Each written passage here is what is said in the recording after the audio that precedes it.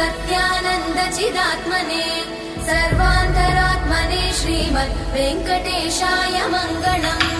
स्वतः सर्वविदे सर्वशक्तये सर्वशेषिने सुलभाय सुशीलाय वेङ्कटेशाय मङ्गलम्।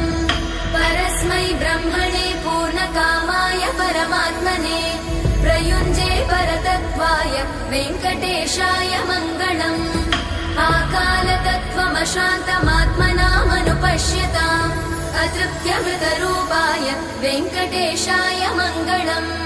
प्रायस्वचरणौ पुंसां शरण्यत्वेन पाणिना कृपया दिशते श्रीमद् वेङ्कटेशाय मङ्गलम्। दयामृततरङ्गिण्यास्तरङ्गैरिव शीतलै अपाङ्गै सिञ्चते विश्वं वेङ्कटेशाय मङ्गलम्। स्रग्भूषाम्बर